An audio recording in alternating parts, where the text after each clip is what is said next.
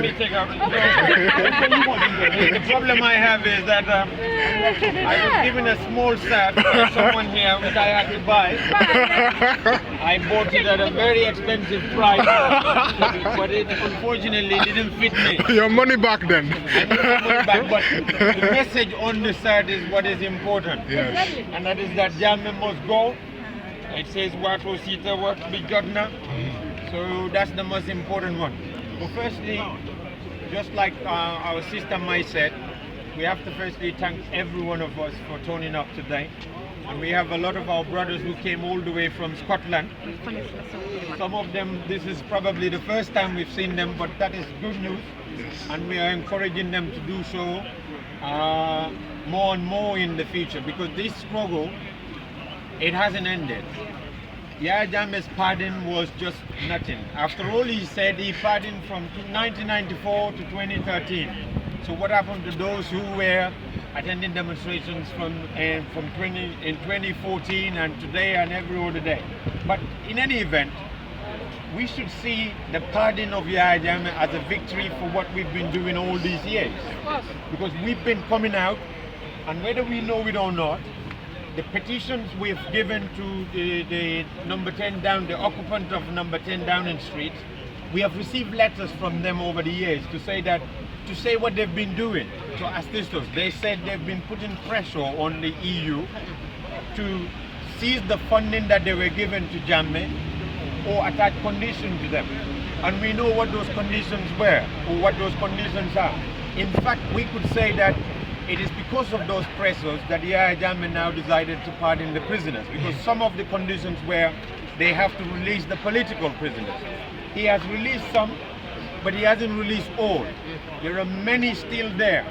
According to sources, Mile 2 had almost 900 inmates. Yahya Jammeh only released 200 and something. So there are almost 600 or 500 plus still there. And then the capacity of Mile 2, they said, is about 400 prisoners.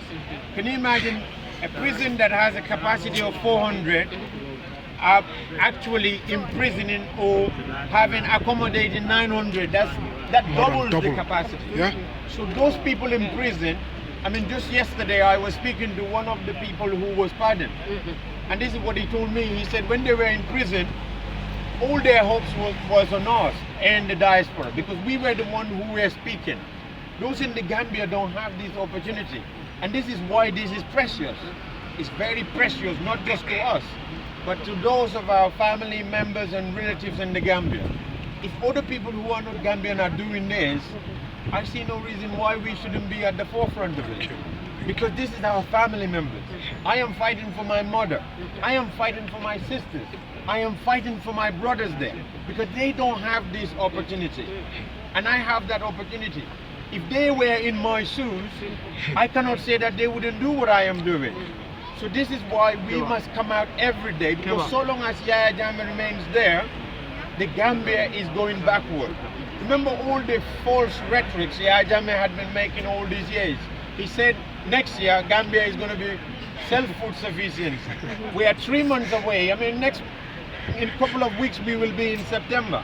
September is the 9 months of this year. And then how many months will be left? Only 3 months. 3 months, I can tell you, Gambia was closer to self-food sufficiency in 1965 than it is today. Because we've seen the flooding, the infrastructures are all dead. Exactly. Our country is going down the drain. And this is a country that Yahya Jammeh has no greater share to than us. You see, we are equal. The country, we were born in that country for a reason. And that reason is that we have a vested interest in that country and we own a share to it. And Yahya Jammeh cannot just come overnight. The boy that was born in Kanilai, just like every one of us, is a little kid. He came and now he behaves still like a little kid. He hasn't grown up. Every day, the other day he said the world will come to beg us for development. We know this is not true, but Yahya Jammeh, and this is the unfortunate thing in the Gambia, there's only one medium, which is the GRTs. Yahya Jammeh monopolized it to shoot his propaganda. And then the people can only see what Yahya Jammeh tells them. We now have the social media. We have the Facebook, where we have a lot of Gambians subscribed to Facebook. We can now get the message to them. We can spread what we are doing so that people know that we are here for them. And if they should make a stand, there will be their brothers who are standing for them. But my brothers and sisters, we have a fight. You know, this is not going to end by Jammeh waving green flags to us or giving us green olive branches and then we accept it. I said it the other day that our struggle now enters a new phase. We face even more challenges now than ever before. Because before, we were with so many people. Some of them, they were fighting for family relatives that were in prison, in Mile 2 prison. Today, those people are released and they're thinking, my cause or my struggle has come to an end. I have achieved what I am fighting for. But the Gambia itself is the bigger prison. Those who came out, as Job said, cannot even get passports. They're Gambians, they cannot get passports. So Jammeh fears that if they get their passports or travel document, they will leave the country and they will come out and tell the world what happened to them in prison.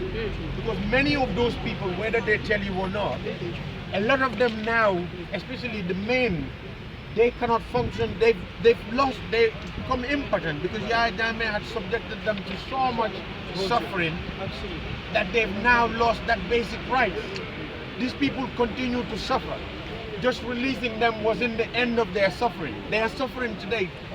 Some of them were imprisoned falsely. In any other country, they deserve compensation. Yes. Justice still is not there. Yes. So we've got to fight for that justice. And that's why these gatherings and these demonstrations, these manifestations are quite important. Because otherwise, I remember a couple of years ago, there was a British MP who said, we didn't know there was a problem in the Gambia. Because we hardly see Gambians talking about it. Yeah. So we have to speak, because we talk to our family members, and we have to commend Yusuf Taylor. He brought in a new energy to the struggle, and then we've got to support him, we've got to go behind him, and then we carry on this fight. You know, this is not the end, this is just the beginning. We've got to keep going, and the more we do this, I tell you this, we managed to attain a pardon from Jammeh. Who knows what next might come? Who knows how much reward we got from God for what we've done, because whatever little thing we thought was so little is so precious to those who were released the other day. Absolutely. And it's because of our effort. Imagine if we were all APRC supporters in the Gambia. We would have all been saying, yeah, Jammeh, what you're doing is good. Yeah. You know, locking up those people was good. We would never have the guts to stand up and say, yeah, Jammeh, you need to release people. You know? But it's because we were here, we never gave up, we were relentless in our quest to say, yeah, Jammeh, you are bad, you are terrible for the Gambia, we want the best for our people. That is what is making Jammeh to now feel the pressure. If we were never doing it, UK would have never done what they did at the EU. There wouldn't have been any EU condition. EU would have been giving Gambia 73 million a year or 2 years. And where would that money be going? It would have all been squandered by Zainab Yahya and Jammeh's family. Yes. What about the rest of our families?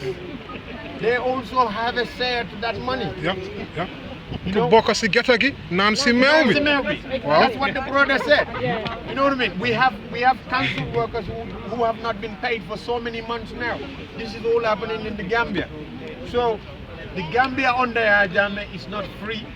And if we stand for that freedom, we must not relent on it until Jammeh says goodbye. And we can do it. We can get rid of Jammeh. Because you've seen what we've done. The world is not sleeping. The world is watching.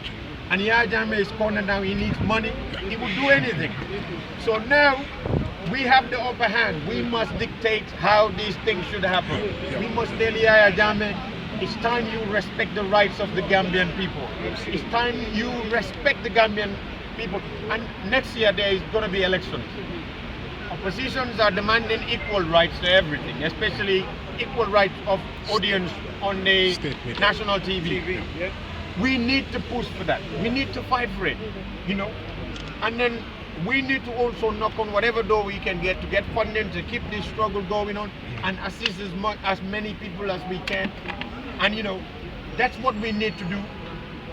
And I commend you all once again for turning up today. And please, please, please, let's keep this fight going. Let's keep this fight going. Let's keep it going. Let's you know, keep it going. let's keep it going. Let no one fool anyone that this is just for paper.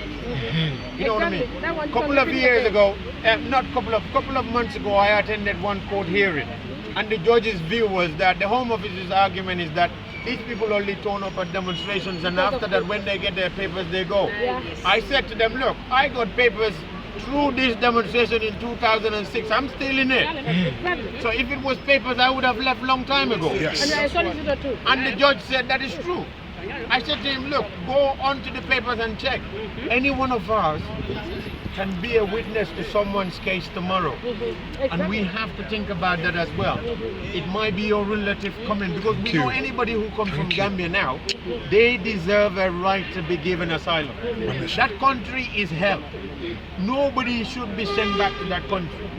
And only we standing up as a united front can be able to convince the British system that Gambia is bad for anybody and no one should be sent back there.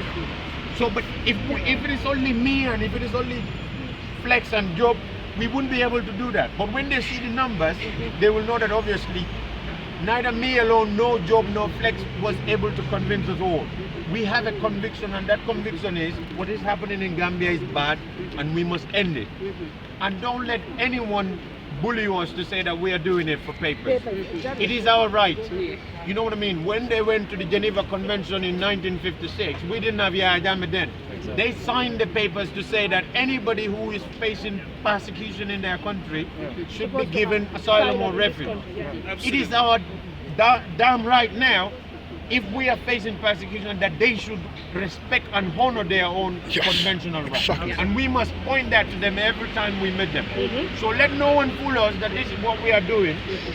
If they tell us that, we should tell them it's our right. And where is that right? Is in the Geneva Convention. We didn't force them to sign it.